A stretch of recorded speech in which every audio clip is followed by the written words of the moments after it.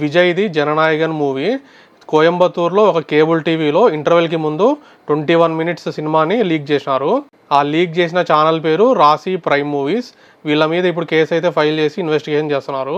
ఇలాంటి టైంలో ఇలా మూవీ లీక్ అవ్వడం వల్ల విజయ్కే ఇంకా లాభం ఉంటుంది, ఫ్రీ పబ్లిసిటీ జరుగుతుంది. కాబట్టి అపోజిషన్ వాళ్ళు ఇలా మూవీ రిలీజ్ చేశారంటే డౌటే మరి, ఎందుకంటే వాళ్ళకి ఈ విషయం తెలియదా ఇలాంటి టైంలో రిలీజ్ చేస్తే ఇంకా ఫ్రీ పబ్లిసిటీ జరుగుతుంది, ఇంకా ఆయనకి లాభం జరుగుతుంది అని. కాబట్టి తెలియదు మరి, ఇన్వెస్టిగేషన్లో తెలియాలా ఎవరు చేశారు ఏంటి అని. ముంబై ఎయిర్పోర్ట్లో కరీనా కపూర్ని లైన్లో నిల్చోబెట్టకుండా డైరెక్ట్ చెకింగ్ అయితే పంపించారు.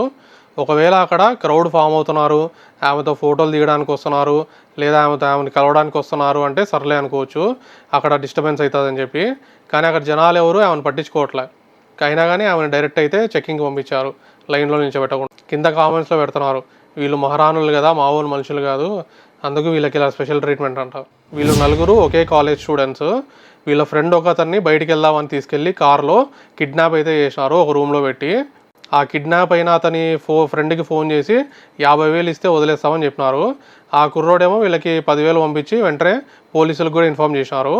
పోలీసులు జస్ట్ 2 to 3 అవర్స్లో వీళ్ళ లొకేషన్ని ట్రాక్ చేసి వీళ్ళనైతే పట్టుకున్నారు. వీళ్ళ దగ్గర నుండి ఒక ఫేక్ మెటల్ గన్ను ఇంకా కత్తిని కూడా స్వాధీనం చేసుకున్నారు. వీళ్ళు కాలేజ్లోనే ఇలా చేస్తే ముందు ఇంకేం చేస్తారో. నెక్స్ట్ ఢిల్లీలో త్రీనగరో ఈ ఏరియాలో పందులను అయితే పెంచుకుంటున్నారంట. ఆ ఏరియాలో ముస్లిం ఫ్యామిలీస్ కూడా ఎక్కువగా ఉంటాయి. వీళ్ళు హిందూస్ ఏం చెప్తున్నారంటే, మేము ఇది ఎప్పటి నుంచో పూజిస్తున్నాం, పందుల్ని ఎప్పటి నుంచో పూజిస్తున్నాం అని చెప్తున్నారు. కానీ అక్కడ వాళ్ళ ముస్లిం ఫ్యామిలీస్ ఏమో లేదు, ఈ మధ్యనే ఒక 1 year నుండి వీళ్ళు ఇలా చేస్తున్నారు అని చెప్తున్నారు. ఇది ఇంకో వీడియో ఉంది. ఈమె బయట పందుల్ని కేజ్లో పెట్టి బయట పూజిస్తూ ఉంది.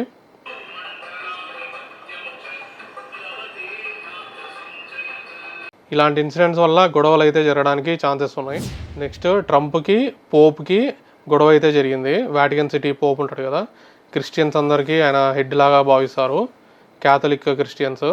పోప్ ఏమో ట్రంప్ యొక్క బిహేవియర్ని క్రిటిసైజ్ చేసినాడు. డెల్యూషన్ ఆఫ్ ఓమ్నిపోటెన్స్ అన్నారు, అంటే నేనే రాజుని, నేనే అందరికన్నా పవర్ఫుల్ అలా అనుకుంటాడంట ట్రంప్ అని పోప్ చెప్తున్నాడు. ఆ విషయం మీద ట్రంప్ కూడా ఒక రిప్లై అయితే ఇచ్చాడు. పోప్ని weak on crime, terrible for foreign policy.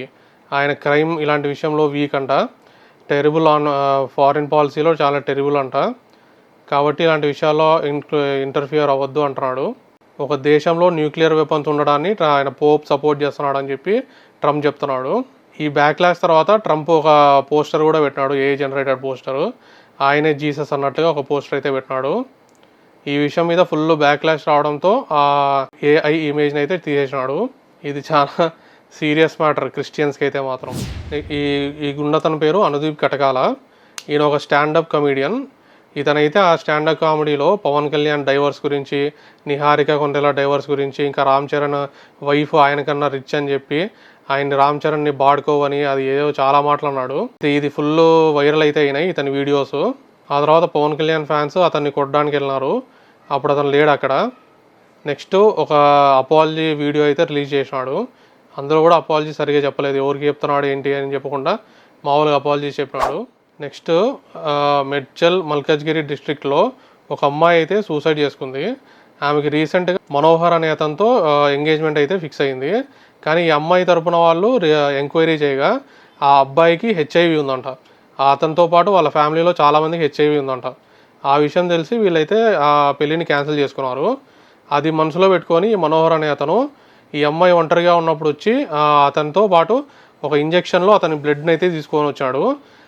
ఆమెతో గొడవపడి ఆ బ్లడ్ని ఆమెకైతే ఇంజెక్ట్ చేసినాడు. తర్వాత ఆమె టెస్ట్ చేసుకుంటే ఆమెకు కూడా హెచ్ఐవి పాజిటివ్ వచ్చింది. అది చూసి ఇంకా తట్టుకోలేక ఆమె సూసైడ్ అయితే చేసుకుంది. వీడు అసలు వీడు మనిషి కాదు, లోఫర్ గాడు వీడు పెద్ద. వాడు ఒక్కడికే కాదు, మళ్ళీ ఫ్యామిలీలో చాలామందికి ఉందంట హెచ్ఐవి. అలాంటి ఒక ఫ్యామిలీలోకి ఎవరైనా ఎందుకు ఇస్తారు పిల్లని?